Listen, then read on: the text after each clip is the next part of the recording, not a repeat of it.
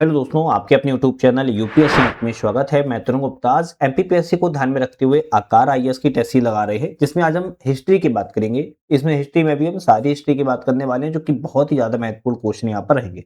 इन सभी की पीडीएफ अगर आपको डाउनलोड करना है तो आप हमारे ऐप से डाउनलोड कर सकते हो, जिसका नाम यूपीएससी नट नाम है और डिस्क्रिप्शन में हमने लिंक दे दिया है, वहां से जाके डाउनलोड कर लीजिएगा। चलिए शुरुआत करेंगे आज के अपने पहले क्वेश्चन से। पहला क्वेश्चन क्या कहता है उसको देख लेते हैं।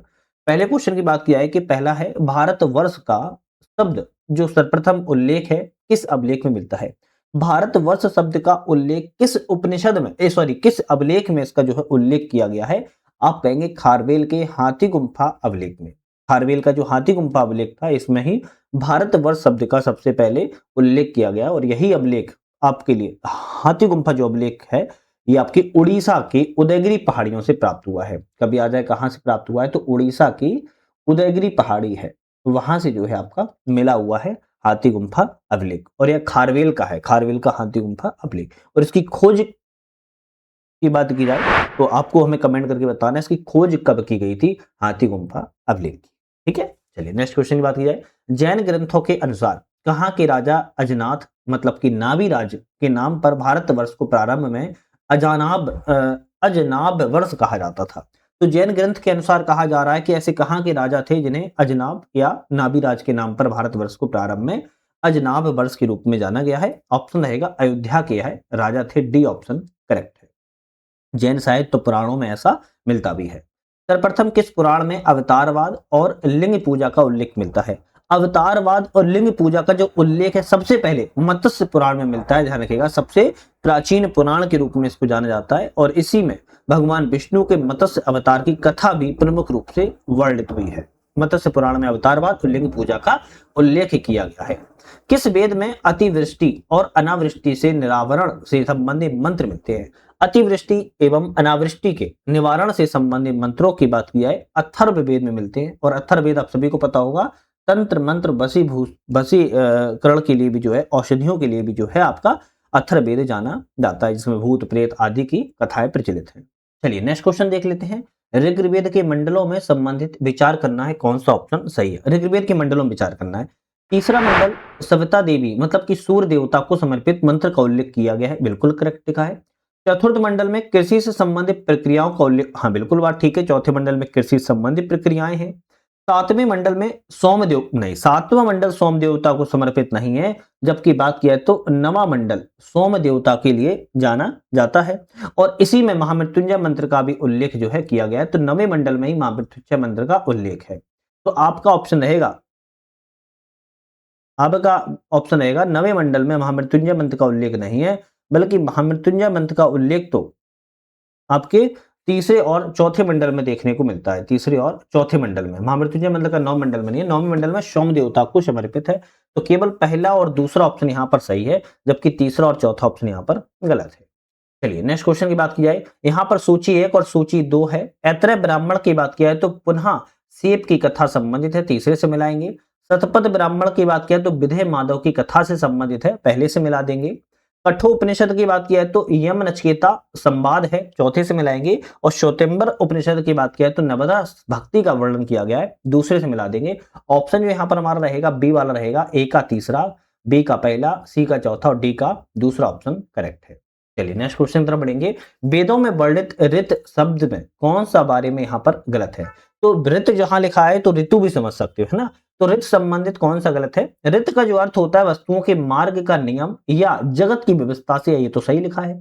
ऋत का सिद्धांत सर्वव्यापी और अपरिवर्तनीय है, ये भी सही है। ऋत के कारण ही सभी प्राकृतिक तत्व अपने निश्चित मार्ग का पालन करते हैं, सही है। ऋत का संरक्षक देवता इंद्र देवता को माना जाता है। ऋत के संरक्षक देवता इंद्र को ना मानकर वरुण देवता को माने जाते हैं, तो हम कहेंगे डी ऑप्शन जो है यहाँ पर गलत था, वही ऑप्शन सही है। नेक्स्ट क्वेश्चन आता है, श्रीमद् भागवत में श्री कृष्ण ने किस वेद से संबंधित कहा है कि मैं वेदों में हूं। क्या हूं वेदों में। साम वेद में कहा है। क्या है, साम वेद में कहा है कि 10वें अध्याय में मिलेगा आपको, 22वें श्लोक में श्री कृष्ण ने कहा है मैं वेदों में साम वेद हूं। ध्यान रखिएगा, है ना, मैं वेदों में श्याम वेद हूं, सी ऑप्शन करेक्ट है। नेक्स्ट क्वेश्चन आता है, भारत के प्राचीनतम आहत सिक्के मुख्यतः किस धातु के बने थे। आहत सिक्के जिन्हें ठप्पा लगाकर बनाया जाता था, चांदी के उस समय जो है बने हुए थे, ध्यान रखिएगा। नेक्स्ट क्वेश्चन आता है, किस धर्म सूत्र में शूद्रों को शमशान के समान अपवित्र बताया गया है?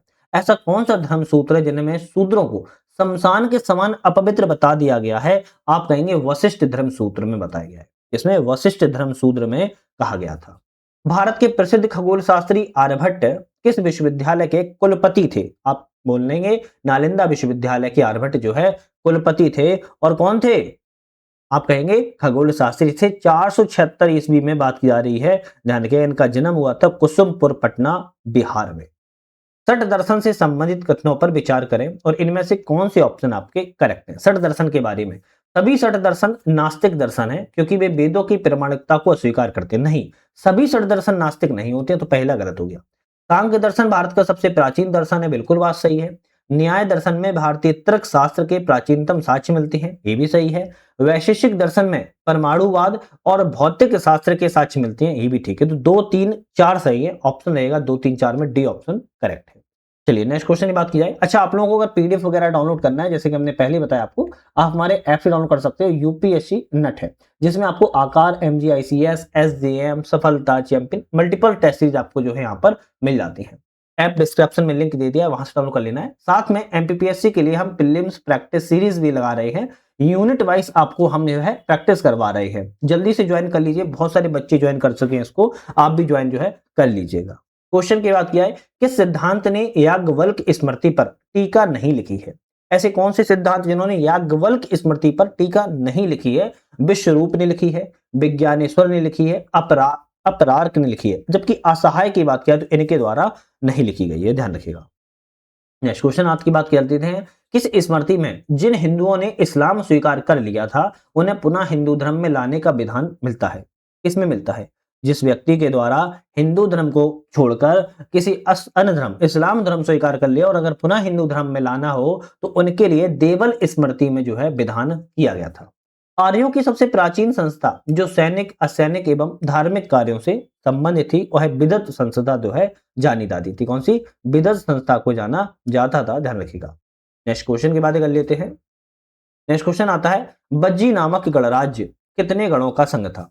तो क्या ही जा रही है कि बज्जी नामक जो गणराज्य कितने गणों का संघ था, है ना, यही ऑप्शन है। आप कहेंगे 8 गणों का संघ था, ध्यान रखिएगा। चलिए नेक्स्ट क्वेश्चन देख लेते हैं। पाणिनि की पुस्तक अष्टाध्यायी थी, इसमें किन गणराज्यों को अयुद्ध जीवी संघ जो है कहा गया था? तो पाणिनि पुस्तक अष्टाध्यायी में ऐसे कौन से गणराज्य थे जिन्हें आयुध जीवी संघ जो है कहा गया है? तो एक तो कहोगे मालव को और दूसरा अयोध्या को कहा गया है, तो ए ऑप्शन आपका यहाँ पर करेक्ट है। निम्नलिखित में से किस गणराज्य की मुद्राओं में कार्तिकी की आकृति जो है मिली हुई थी? भगवान कार्तिकी की आकृति की बात की है, अयोध्या गणराज्य की मुद्राओं में देखने को मिली है। किस आश्रम में मनुष्य सामाजिक कर्तव्यों का निर्वाह करते हुए 3 ऋणों से मुक्ति का प्रयास जो है करता है? तो आप कहेंगे ऑप्शन जो है ऋषिगण, सॉरी गृहस्थ आश्रम, सॉरी गृहस्थ आश्रम, है ना। गृहस्थ आश्रम में कहेंगे मनुष्य जो है सामाजिक कर्तव्यों का निर्वहन करते हुए 3 ऋणों से मुक्ति जो है पाने की कोशिश करता है, ध्यान रखिएगा। इसमें गृहस्थ आश्रम का उल्लेख मिलता है। वेदों में, पुराणों में, स्मृति आदि धर्म ग्रंथों का अध्ययन करने से किस ऋण की मुक्ति संभव है? वेद, पुराण और स्मृति और धर्म ग्रंथों का अगर अध्ययन कर लेते हो, आपको ऋषि ऋण की जो है आपको मुक्ति मिल जाती है। ऋषि ऋण की मुक्ति जो है संभव हो जाती है। प्राचीन धर्म ग्रंथों में वर्णित चतुर्वर्ग से आश्रय है। चतुर्वर्ग से क्या है? 4 पुरुषार्थ, है ना। 4 पुरुषार्थ कौन कौन से? धर्म, अर्थ, काम, मोक्ष, ये 4 पुरुषार्थ हैं। इन चतुर्वर्ग के अंतर्गत जो है रखा जाता है। धर्म से आप रुपया पैसा कमाते हो और धर्म से आप काम वासना में लिप्त होते हो, तो याद रखो धर्म से आपको मोक्ष भी प्राप्त जो है हो जाता है। नेक्स्ट आता है, गौतम धर्म सूत्र में कुल कितने संस्कारों का उल्लेख मिलता है? तो आप कहेंगे 40 संस्कार का उल्लेख जो है गौतम धर्म सूत्र के अनुसार जो है किया गया था। तो गौतम धर्म सूत्र में 40 संस्कार का मिलता है। 13 संस्कार की बात किया तो मनुस्मृति मिलता है। मनुस्मृति की बात किया तो 13 संस्कारों का उल्लेख मिलता है। 16 संस्कार की बात किया तो गृह सूत्र में मिलता है, ये भी ध्यान रखो, है ना। 16 संस्कार का उल्लेख गृह सूत्र में मिलता है। चलिए नेक्स्ट आता है, सुश्रुत संहिता के अनुसार किस संस्कार से अंडकोश वृद्धि और अन्यत्र वृद्धि जैसे रोगों से मुक्ति संभव है? तो इसमें कही जा रही है कि सुश्रुत संहिता के अनुसार आपके अंडकोश वृद्धि और अन्यत्र वृद्धि जैसे रोगों से मुक्ति संभव किस में मिलती है? कर्ण वेद संस्कार से जो है मिल जाती है। सी ऑप्शन करेक्ट है। नेक्स्ट आता है प्राचीन धर्म ग्रंथों में सबसे निष्कृष्टतम विवाह किसे माना जाता है? सबसे निष्कृष्टतम विवाह की बात की जा रही है, किसे माना जाता है? पैशाच विवाह को माना जाता है। निष्काम कर्म की अवधारणा सर्वप्रथम किस उपनिषद में मिलती है? ईसोप उपनिषद में। ईसोप उपनिषद जो होता है उसमें निष्काम कर्म की अवधारणा का जो है उल्लेख किया गया है। किस भारतीय दर्शन में कर्म के सिद्धांत को स्वीकार नहीं किया गया? ऐसा कौन सा भारतीय दर्शन है जिसमें कर्म के सिद्धांत को स्वीकार ही नहीं किया गया? चार्वाक दर्शन में कहेंगे स्वीकार नहीं किया गया है। सधर्म पुंडरीक सूत्र किस धर्म से संबंधित ग्रंथ है? सधर्म पुंडरीक सूत्र की बात किया है, बौद्ध धर्म से संबंधित आपके ग्रंथ या सूत्र है, ध्यान रखिएगा। ये क्वेश्चन बहुत इंपॉर्टेंट है, आपको लग रहा होगा इंपॉर्टेंट नहीं, ऐसे क्वेश्चन ही आते हैं। बोधिसत्व की अवधारणा बौद्ध धर्म के किस संप्रदाय से संबंधित है? तो बोधिसत्व की जो अवधारणा है बौद्ध धर्म के महायान शाखा या महायान संप्रदाय से संबंधित है। बौद्ध धर्म में किस बोधिसत्व को प्रज्ञा या बुद्धि का बोधिसत्व माना गया है? तो ऐसा कौन सा बोधिसत्व है? आप कहेंगे मंजूश्री। मंजूश्री को प्रज्ञा या बुद्धि का बोधिसत्व के रूप में जो है जाना गया है। बोधिसत्व मैत्रेय से संबंधित कथनों पर असत्य कथन का पहचान कीजिए कौन सा है? इनको भविष्य का बोधिसत्व जो है माना गया है, बिल्कुल ठीक है, मैत्रेय को माना गया। इनकी मान्यता हीनयान और महायान दोनों संप्रदायों में है, बिल्कुल बात ठीक है। इन्हें मूर्तियों और चित्रों में हाथ में कमल धारण किए दर्शाया गया नहीं, इन्हें हाथ में कमल लेते हुए नहीं दर्शाया गया है, सी ऑप्शन गलत है।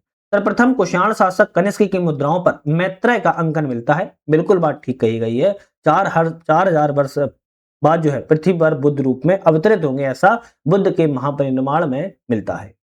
चलिए नेक्स्ट क्वेश्चन तरफ बढ़ देते हैं। निम्नलिखित में से किन बोधिसत्वों के चित्र अजंता की गुफाओं में मिलते हैं? अजंता की गुफाओं में किन बोधिसत्वों के चित्र जो है मिलते हैं? आपका ऑप्शन आएगा अवलोकितेश्वर के मिलते हैं, ब्रजपाणी के मिलते हैं, मंजूश्री के मिलते हैं, जबकि मैत्रेय के नहीं मिलते हैं। तो 1 2 3 ऑप्शन आपके यहाँ पर सी वाला सही है। नेक्स्ट आता है 14 कुलकरों की मान्यता किस धर्म से संबंधित है?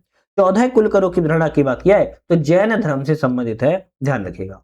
ऋग्वेद में जैन तीर्थंकर ऋषभनाथ के अतिरिक्त किस तीर्थंकर का उल्लेख किया गया है? ऋषभनाथ के अतिरिक्त किस तीर्थंकर का उल्लेख मिलता है? अरिष्टनेमी का उल्लेख जो है मिलता है, सी ऑप्शन करेक्ट है। अरिष्टनेमी की बात किया है तो 22वें तीर्थंकर थे जिनका नाम नेमिनाथ के रूप में भी इनको जाना गया था।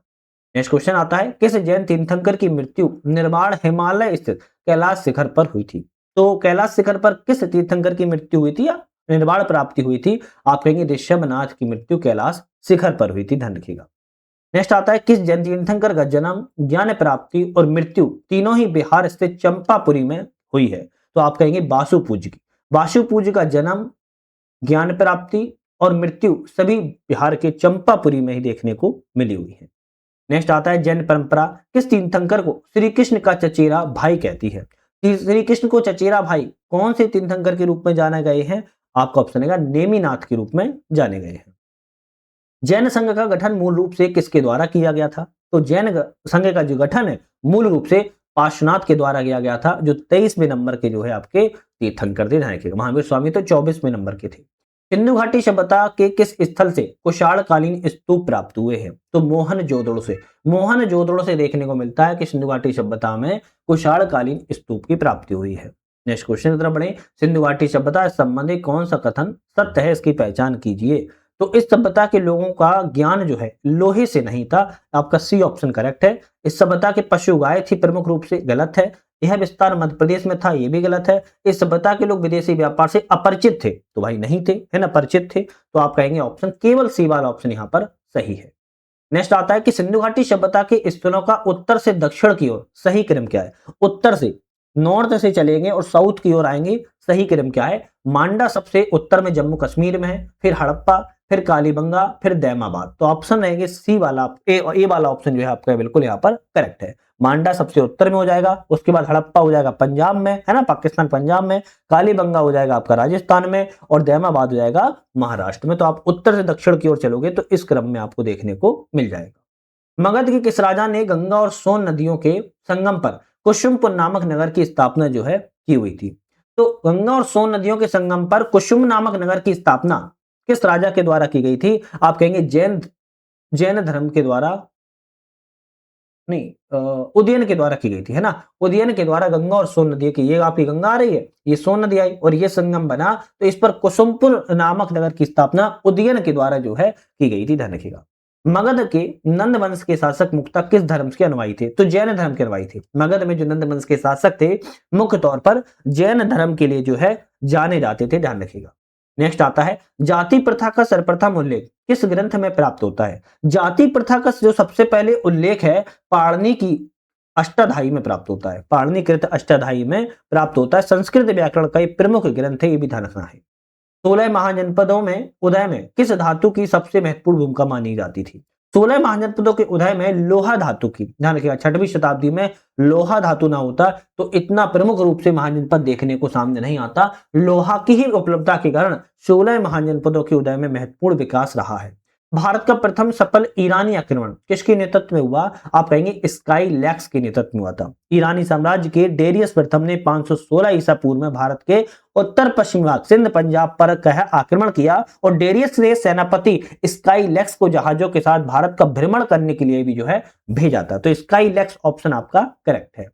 यूनानी शासक सिकंदर की सेना ने भारत में किस नदी से आगे बढ़ने से इनकार कर दिया था? आप कहेंगे ब्यास नदी से आगे बढ़ने। जो ब्यास नदी बहती थी, इस ब्यास नदी के आगे बढ़ने थे सिकंदर की सेना के द्वारा जो है 326 ईसा पूर्व में आगे बढ़ने से मना कर दिया था। मोर वंश का ऐसा कौन सा शासक था जो आजीवक धर्म का अनुयायी था? तो आजीवक धर्म का अनुयायी एक तो बिंदुसार था, दूसरा ऑप्शन रहेगा दशरथ था। अब बिंदुसार सभी को पता है इसलिए यहां पर पूछा गया है, तो दशरथ आपका आजीवक धर्म का अनुयायी था। मोर वंश का कौन सा शासक दृष्टिहीन था? तो कुणाल। कौन था? कुणाल जो है अशोक का पुत्र था। कुणाल दृष्टिहीन था, देखना इसकी आंखें जो है नहीं थी। मौर्यकालीन किन अभिलेख में संकट काल में खाद्यान्न का वितरण किए जाने का उल्लेख मिलता है? मौर्य काल में अगर संकट का सामना हो जाता था तो खाद्यान्न का वितरण करने के लिए किस अभिलेख में उल्लेख मिलता है? शोह गोरा ताम्रपत्र में जो है उल्लेख किया गया था। नेक्स्ट क्वेश्चन आता है कौटिल्य की पुस्तक अर्थशास्त्र में राज्यों की अंगों की तुलना शरीर के अंगों से की गई है। इस संबंध में राज्य के अंग बताए गए हैं और शरीर के अंग बताए गए हैं। कौन सा ऑप्शन करेक्ट है? तो सबसे पहले बात की जाए तो स्वामी, स्वामी जो है किसके लिए बताया गया है? सिर के लिए बताया गया है। अमात्य नेत्र के लिए बताया गया है। दुर्ग भुजा के लिए बताया गया है और कोष मुख के लिए बताया गया है। आपका ऑप्शन यहाँ पर सी वाला। अरे ये छोड़ो, आप यही याद कर लो, सीधी सीधी है, आपको याद करना ही है ना। राजा, अमात्य, जनपद, दुर्ग, कोष, बल, मित्र, ये 7 अंग बहुत ज्यादा इंपॉर्टेंट है मौर्य काल में, ध्यान रखिएगा। नेक्स्ट क्वेश्चन आता है किस विदेशी यात्री के अनुसार मौर्य काल में एग्रोनोमी नामक अधिकारी सड़कों की देखरेख करते थे तथा निर्देशन के लिए 10 स्टेडिया की दूरी पर पत्थर स्थापित जो है करवाते थे? ऑप्शन है मेगास्थनीज ने कहा है। एक विदेशी यात्री कौन था? मेगास्थनीज था, जिसके द्वारा बताया गया कि मौर्य काल में जो सड़कों की देखरेख है वो एग्रोनोमी अधिकारी के द्वारा किया जाता था। नेक्स्ट क्वेश्चन आता है जैन ग्रंथों के अनुसार चंद्रगुप्त मौर्य के शासनकाल में मगध में कितने वर्षों तक अकाल पड़ा था? तो 12 साल, 12 वर्ष तक जो है अकाल पड़ा था।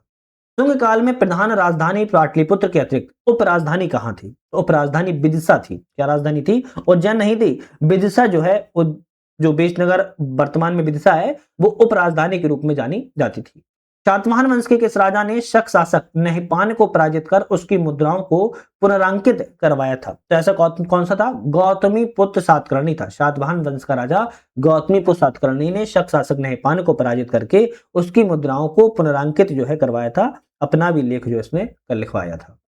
नेक्स्ट क्वेश्चन आता है विद्वान है और रचनाएं हैं, कौन सा विद्वान किस रचना के लिए जाना जाता है? जैसे गुणाद्य की बात की जाए तो बृहद कथा के लिए जाना जाता है। सौम्यदेव की बात किया तो कथा सरित सागर के लिए। क्षेमेंद्र की बात किया तो बृहद कथा मंजरी के लिए और कामंदक की बात किया तो नीति सार के लिए जाने जाते हैं। चलिए नेक्स्ट क्वेश्चन आता है कुषाण वंश के किस शासक की मुद्राओं में चतुर्भुज विष्णु एवं हरियर की आकृति मिलती है? कुषाण वंश का ऐसा कौन सा शासक था? तो आप कहेंगे हुविष के शासक था। हुविष के शासक की मुद्राओं पर चतुर्भुज विष्णु और हरियर की आकृति जो है देखने को मिली है। गांधार शैली के संबंध में कौन सा कथन असत्य है, मतलब गलत कथन कौन सा है? गांधार शैली का विकास कनिष्क के शासनकाल में हुआ, करेक्ट है। इसे इंडो ग्रीक शैली भी कहा जाता है, ये भी ठीक है। बुद्ध एवं बोधिसत्वों की मूर्तियां इसमें बनाई गई, ये भी ठीक है। इसमें मूर्तियों का निर्माण लाल बलुआ पत्थर से नहीं किया गया था। इन मूर्तियों का जो निर्माण है इंडो ग्रीक शैली में किया गया था। इंडो ग्रीक जो है शैली में किया गया था और यहाँ पर सिलेटी, काले, नीले रंग के पत्थरों का प्रयोग जो है किया गया था। लाल बलुआ पत्थरों का प्रयोग नहीं किया गया। तो डी ऑप्शन यहाँ पर गलत है। चलिए नेक्स्ट आता है आंध्र प्रदेश में स्थित अमरावती स्तूप का निर्माण किस वंश के शासकों ने करवाया? आंध्र प्रदेश में जो अमरावती स्तूप का निर्माण है वह किस वंश के शासकों के द्वारा करवाया गया? सातवाहन वंश के शासकों के द्वारा। कौन सा राजा संगम काल से संबंधित नहीं है? संगम काल से संबंधित कौन सा राजा नहीं है? तो चोल है, चेर है, पांडव है। जबकि पल्लव की बात किया तो संगम वंश के या संगम काल से जो है संबंधित नहीं है। यहाँ पर सी ऑप्शन गलत है। अवधेक मात्रक भूमि उस भूमि को कहते हैं, किसको कहते हैं? अवधेक मात्रक भूमि उस भूमि को कहती है जिसकी सिंचाई कृत्रिम जल स्रोतों से होती है, उसे अवधेक मात्रक भूमि के रूप में जो है जाना गया है। बी ऑप्शन यहाँ पर करेक्ट है। नेक्स्ट आता है, किस स्थान से रोमन बस्ती के साक्ष्य प्राप्त हुए हैं? ये क्वेश्चन बड़ा प्यारा है। इसका क्वेश्चन का आंसर आप लोग मुझे देंगे तो बड़ा अच्छा लगेगा। कमेंट में आप लोग जरूर बताइएगा कि किस स्थान से रोमन बस्ती के साक्ष्य प्राप्त हुए हैं। कावेरीपत्तनम, अरिकामेडु, इन दोनों में से आपको एक ऑप्शन सही है बताना है। न तो मुजरिद से प्राप्त हुए ना ताम्रलिपि से प्राप्त हुए हैं। ठीक है, कमेंट में जरूर बताइएगा। चलिए नेक्स्ट क्वेश्चन आता है, एक तरफ सूची 1 और एक तरफ सूची 2। समुद्रगुप्त की प्रयाग प्रशस्ति, समुद्रगुप्त के प्रयाग प्रशस्ति हरिशेन से संबंधित है। चंद्रगुप्त द्वितीय की उदयगिरी प्रशस्ति आपकी वीरसेन से संबंधित है। कुमारगुप्त प्रथम की दसपुर प्रशस्ति वत्स भट्टी से संबंधित है। उपलेक्सिकिन द्वितीय की ऐहोल प्रशस्ति रवि कीर्ति से संबंधित है, ध्यान रखिएगा। चलिए नेक्स्ट आता है, शक एवं गुप्त संवत के मध्य में लगभग कितने वर्षों का अंतर है?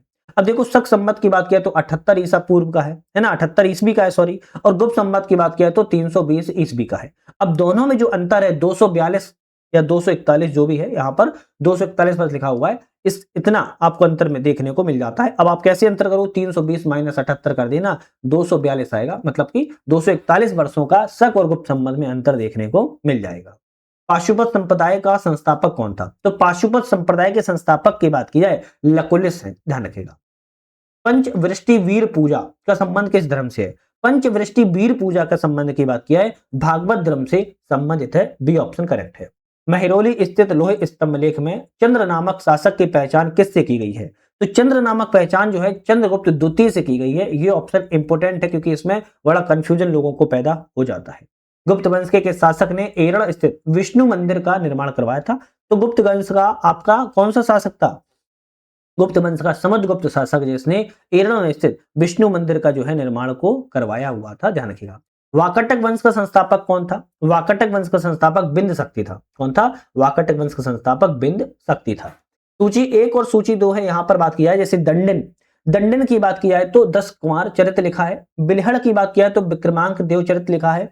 लक्ष्मीधर की बात किया है तो कृत कल्पतरु लिखी है। और सोमेश्वर तृतीय की बात किया है तो मानस उल्लास लिखी हुई है। तो यहां पर आपका ऑप्शन जो है बी वाला करेक्ट है। नेक्स्ट बात किया है किस चोल शासक ने शैलेंद्र वंशी शासक श्री मार बिजू तुंगबर्मन को नागपट्टनम में चूड़ामणि बौद्ध विहार बनवाने की अनुमति दी थी? ऐसा कौन सा चोल शासक था? आप कहेंगे राज प्रथम चोल शासक था। 985 से लेके 1014 ईस्वी इनका जो है काल रहा था। पल्लव शासकों ने रथ मंदिरों का निर्माण कहां करवाया? तो पल्लव शासकों के द्वारा जो रथ मंदिरों का निर्माण है महाबलीपुरम में करवाया गया था। डी ऑप्शन करेक्ट है। मामल्लपुरम भी जिसे कहते हैं। किस राष्ट्रकूट शासक ने अकाल वर्ष एवं कांची उम तंजियम कोंड की उपाधि जो है धारण की थी? ऐसा कौन सा राष्ट्रकूट शासक था जिसके द्वारा अकाल वर्ष एवं कांची उम तंजय कोंड की उपाधि को धारण किया था? कृष्ण तृतीय के द्वारा इस उपाधि को धारण की गई थी। नेक्स्ट क्वेश्चन की बात किया है चालुक्य वंश के किस शासक ने पल्लव शासक महेंद्र वर्मन प्रथम को पराजित किया था? किंतु महेंद्र वर्मन प्रथम के उत्तराधिकारी नरसिंह वर्मन के प्रथम के द्वारा द्वारा मारा भी गया था। तो पहले तो ये पल्लव शासक महेंद्र वर्मन को पराजित किया, किंतु महेंद्र वर्मन के प्रथम उत्तराधिकारी नरसिंह वर्मन प्रथम के द्वारा मारा भी गया। ऐसा कौन सा चालुक्य वंश का शासक था? आप कहेंगे पुलकेशिन द्वितीय। बी ऑप्शन यहां पर करेक्ट है। नेक्स्ट आता है पाल वंश के किस शासक ने विक्रमशिला बौद्ध विश्वविद्यालय का निर्माण करवाया था? तो धर्मपाल के द्वारा करवाया गया था। ए ऑप्शन करेक्ट है। नेक्स्ट क्वेश्चन आता है कि एलोरा स्थित गुहा मंदिरों का निर्माण किस वंश के राजाओं ने करवाया? एलोरा में जो गुहा मंदिर है इसका निर्माण जो है किस वंश के राजाओं के द्वारा? तो राष्ट्रकूट वंश के राजाओं के द्वारा जो है करवाया गया था। सूची 1 शासक है, सूची 2 मंदिर है। तो शासक और मंदिर के बारे में बात किया है तो ललितादित्य के द्वारा बात किया है तो मार्तंडेय मंदिर कश्मीर का निर्माण करवाया गया है। कृष्ण प्रथम के द्वारा कैलाश मंदिर एलोरा का निर्माण करवाया गया। राज प्रथम के द्वारा बृहदेश्वर मंदिर तंजौर का निर्माण करवाया गया। नरसिंह वर्मन द्वितीय के द्वारा तटीय शोर मंदिर महाबलीपुरम का मंदिर का निर्माण करवाया गया था। नेक्स्ट आता है कन्नौज पर अधिकार करने के लिए त्रिपक्षीय संघर्ष में कौन शामिल नहीं था? तो इसमें पाल शामिल थे, प्रतिहार शामिल थे, राष्ट्रकूट शामिल थे, जबकि परमार का इसमें जो है कोई भी रोल नहीं था। कन्नौज पर अधिकार करने के लिए पाल, प्रतिहार, राष्ट्रकूटों का एक त्रिपक्षीय संघर्ष देखने को मिला था। लगभग 200 वर्षों तक यह संघर्ष चला था। भारत में आए विदेशी यात्रियों का सही क्रम क्या है? तो सबसे पहले भारत में मेगास्थनीज आया, बिल्कुल ठीक है। फिर दूसरी बार कौन आया? फायान आया। फिर हेनसांग आया और उसके बाद इत्सिंग आए। तो ऑप्शन कहेंगे सी वाला क्रम जो है आपका सही है। नेक्स्ट क्वेश्चन की बात किया है, मालती माधव के रचयिता भवभूति किसके दरबारी विद्वान थे? मालती माधव के रचयिता की बात किया तो भवभूति है। अभी किसके दरबारी थे? यशोवर्मन के दरबारी कवि थे, ध्यान रखिएगा। इंसान के अनुसार बंगाल के किस शासक ने बोध गया स्थित बोधि वृक्ष को कटवाकर गंगा नदी में फेंकवा दिया था? तो बोधि वृक्ष को कटवाकर की बात किया तो शशांक के द्वारा ऐसा किया गया था। सी ऑप्शन आपका करेक्ट है। अच्छा, कोई बता सकता है कि जो बोधि वृक्ष है वर्तमान में अपनी कौन सी पीढ़ी का है? कोई बता सकता है तो बताइए, वर्तमान पीढ़ी का कौन सा है? एक बार कमेंट में आ चुका है और यूपी पीसीएस में इस वर्ष इंटरव्यू में क्वेश्चन पूछा गया था, बताइए। कन्नौज में मोखरी वंश का अंतिम शासक कौन था? कन्नौज में मोखरी वंश का अंतिम शासक की बात किया तो कौन था? आप कहेंगे गिरह वर्मा था। गिरह वर्मा मोखरी वंश का अंतिम शासक था। मंदसौर के ओलिकर वंशी शासक किस वंश के राजाओं के अधीन सामंत थे? आप कहेंगे गुप्त वंश के सामंत थे। किसके? गुप्त वंश के सामंत थे। चलिए नेक्स्ट क्वेश्चन आता है, हर्षवर्धन से संबंधित यहाँ पर कुछ कथन है, इनमें से कौन सा ऑप्शन यहाँ पर गलत है? हर्षवर्धन पुष्यभूति वंश का अंतिम शासक था, करेक्ट है। हर्षवर्धन ने बादामी के चालुक शासक बुलिक सेकंड द्वितीय को पराजित किया था, नहीं, ये तो भाई ऑप्शन यहाँ पर गलत है। हर्षवर्धन ने रत्नावली, परिदर्शिका और नागरन नाटकों की रचना जो है की हुई है, करेक्ट है। हर्षवर्धन बौद्ध धर्म की महायान शाखा का अनुयायी था, ये भी ऑप्शन आपका यहाँ पर करेक्ट है। अब देखो यहाँ पर जो है बी ऑप्शन गलत था। कांची के पल्लव वंश का संस्थापक कौन था? कांची का जो पल्लव वंश था उसका शासक सिंह विष्णु था, डी ऑप्शन करेक्ट है। किस बौद्ध विद्वान को भारत का आइंस्टीन एवं मार्टिन लूथर किंग कहा जाता है? तो ऐसा कौन सा है? नागार्जुन। नागार्जुन को ध्यान रखिएगा, बौद्ध विद्वान है, इसे भारत का आइंस्टीन एवं मार्टिन लूथर किंग के रूप में जो है जाना गया है या जाना जाता है। निम्नलिखित में से कौन सा कथन असत्य है? इन चारों में ऑप्शन पूछ रहा है, कौन सा गलत है?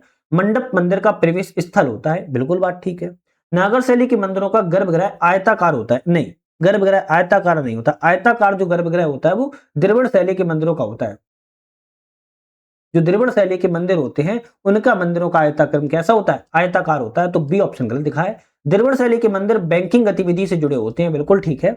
बेसर शैली के मंदिर राष्ट्रकूट शासकों ने बनवाए थे, भी सही है। आप सभी को ये तो पता ही होगा, नागर शैली आपके उत्तर में है, बेसर शैली आपके मध्य में है और द्रविड़ शैली आपके कहां पर है? दक्षिण में है। नागर और द्रविड़ शैली के मिली जुले ही रूप को बेसर शैली कहा जाता है, ये भी ध्यान रखिएगा। खैर नेक्स्ट क्वेश्चन की बात किया, एक तरफ वाद्य यंत्र है, दूसरी तरफ कलाकार है, कौन सा वाद्य यंत्र किस कलाकार के लिए? जैसे बांसुरी की बात किया तो पन्ना लाल घोष जाने जाते हैं, तबला की बात किया तो अल्लाह रकबा खान जाने जाते हैं, सरोद की बात किया तो विश्वजीत राय और संतूर की बात किया तरुण भट्टाचार्य जो है जाने जाते हैं। ये ऑप्शन यहाँ पर आपका सही है। हुमायूं के मकबरे के निर्माण की देखरेख किस वास्तुकार ने की थी? मीरन मिर्जा ग्यास। मीरन मिर्जा ग्यास के द्वारा हुमायूं के मकबरे की देखभाल जो है की गई थी। नेक्स्ट आता है, बेल्लूर का चन्ना केशव मंदिर किस नदी के तट पर स्थित है और यह किस देवता को समर्पित है? तो बेल्लूर का चन्ना केशव मंदिर जो है किस नदी के तट पर है और किस देवता को समर्पित है, इसकी बात की जा रही है। तो आप कहेंगे यागाची नदी। कौन सी नदी है? यागाची नदी के तट पर है और भगवान विष्णु को समर्पित है, ध्यान रखिएगा, है ना। ये क्वेश्चन थोड़ा सा इंपॉर्टेंट है, थोड़ा इसको जरूर याद रख लीजिएगा। बेहिजाद नासक चित्रकार किसके दरबार में था? तो बेहिजाद नाम का जो चित्रकार था किसके दरबार में था? अकबर के दरबार से संबंधित था, ध्यान रखिएगा। एक तरफ नृत्य कला है, दूसरी तरफ राज्य है, कौन सा नृत्य कला किस राज्य के लिए जानी जाती है, इसकी बात कर लेते हैं। कथकली की बात की जाए तो केरल से संबंधित है, भरतनाट्यम की बात किया तो तमिलनाडु में, कुचिपुड़ी की बात किया तो आंध्र प्रदेश में और कथक की बात किया तो उत्तर प्रदेश से संबंधित है। आप सभी को पता होगा कि आपके 8 शास्त्रीय नृत्य, भरतनाट्यम तमिलनाडु, ओडिसी उड़ीसा, कथक उत्तर प्रदेश, कुचिपुड़ी आंध्र प्रदेश, मोहिनीअट्टम केरल और कथकली केरल से संबंधित है, ठीक है। चलिए नेक्स्ट आता है कि ओणम पर्व किस राज्य का राजकीय पर्व उत्सव है? ओणम पर्व की बात की जाए, ओणम पर्व जो है केरल राज्य का राजकीय पर्व उत्सव के रूप में मनाया जाता है। नेक्स्ट क्वेश्चन आता है कि होयसल जो कर्नाटक मंदिर समूह को किस वर्ष यूनेस्को की विश्व धरोहर सूची में शामिल किया गया है? तो कर्नाटक के जो होयसल मंदिर समूह है इसको यूनेस्को ने 2023 में यूनेस्को की विश्व धरोहर सूची में शामिल कर लिया है। निम्नलिखित में से कौन सा कथन असत्य है? गलत ऑप्शन यहाँ पर कौन सा है? रथ यात्रा हर साल उड़ीसा से निकाली जाती है या उड़ीसा में निकाली जाती है, करेक्ट है। अट्टुकल पोंगल तमिलनाडु में रहता है, अट्टुकल पोंगल जो है तमिलनाडु में नहीं मनाया जाता है, जबकि यह केरल राज्य में जो है मनाया जाता है। तो ऑप्शन कहेंगे बी वाला गलत है। छठ पूरा बिहार और झारखंड में मनाई जाती है, करेक्ट है। मकर संक्रांति जनवरी माह में मनाई जाती है, ये भी ऑप्शन सही है। मंदिर भारतीय मंदिर निर्माण में शिखर का प्रथम उदाहरण किस गुप्तकालीन मंदिरों में देखा गया है? तो भारतीय मंदिर निर्माण में जो शिखर का प्रथम उदाहरण है आप कहेंगे देवगढ़ का एक दशावतार मंदिर है, वहां पर झांसी में ये मंदिर कहां पर है? झांसी में, ललितपुर जिले में देवगढ़ के दशावतार मंदिर में ही शिखर का प्रथम उदाहरण देखने को मिला था। कौन सा मेला? भीलों का कुंभ मेला कहा जाता है। भीलों का कुंभ मेला की बात की जाए तो बेड़ेश्वर का मेला है। बेड़ेश्वर का मेला राजस्थान के डूंगरपुर जिले में लगता है, माही और सोम नदी के संगम पर, जिसे भीलों का कुंभ मेला भी कहा जाता है। प्रसिद्ध बड़ी ठड़ी, जिसे राजस्थान की मोनालिसा कहा जाता है, किस शैली से संबंधित है? तो प्रसिद्ध बड़ी ठड़ी राजस्थान की मोनालिसा है, यह किशनगढ़ शैली के लिए जानी जाती है। नेक्स्ट आता है गांधार कला की प्रमुख विशेषताओं का सही क्रम क्या है? गांधार कला की प्रमुख विशेषता यह यथार्थवादी है। मानव मांसपेशियों का स्पष्ट अंकन जो है इसमें किया जाता है, करेक्ट है। मूर्तियों के वस्त्रों को सिलवट्टा सहित इसमें दर्शाया गया है, ये भी सही है। मुख्य निर्माण नीले भूरे रंग की चट्टानों में किया जाता है, करेक्ट है। केवल भारतीय कला तत्व नहीं, अब देखो केवल भारतीय कला तत्व नहीं पाई जाती, जिसमें यूनानी और रोमन दोनों ही प्रभाव देखने को मिलते हैं, तो इसलिए चौथा वाला गलत है, केवल 1 2 3 सही है, ए ऑप्शन कहेंगे सही है। सेकंड लास्ट क्वेश्चन आता है कि बर्नी के द्वारा शहर ए नो किसे कहा जाता है? शहर ए नौ की बात करें किसे कहा जाता है? सीरी के किले को बर्नी कहता है कि शहर ए नौ के रूप में जाना गया था। अलाउद्दीन खिलजी के द्वारा 1303 में मंगोल आक्रमण से बचाव के लिए इसको बनवाया गया था। निम्नलिखित में से कौन सा शारीरिक स्तूप का सही उदाहरण है? शारीरिक स्तूप का वह स्तूप जिसमें बुद्ध के अंग और अभिषेक रखे जाते हैं, उन्हें शारीरिक स्तूप कहा जाता है। बी ऑप्शन यहाँ पर करेक्ट है। तो आज हमने इस टेस्ट सीरीज के अपने 100 क्वेश्चनों को लगाया हुआ है जो कि इंपॉर्टेंट थे। जैसे कि हमने पहले ही बताया कि अपना ऐप आ चुका है जिसका नाम है यूपीएससी नट। डिस्क्रिप्शन में लिंक दे दिया, इस ऐप को डाउनलोड कर सकते हो, प्ले स्टोर से भी सर्च कर सकते हो, जिसमें पीडीएफ टेस्ट सीरीज की डाउनलोड कर सकते हो, प्रिंट आउट निकलवा सकते हो। साथ में एमपीपीएससी के लिए एक हम कोर्स बना स्टार्ट किया हुआ है जिसमें prelims practice series unit wise आपको एमसीक्यू की प्रैक्टिस करवा रहे हैं, उसको एक बार जरूर चेकआउट कर लीजिएगा। आज के लिए धन्यवाद।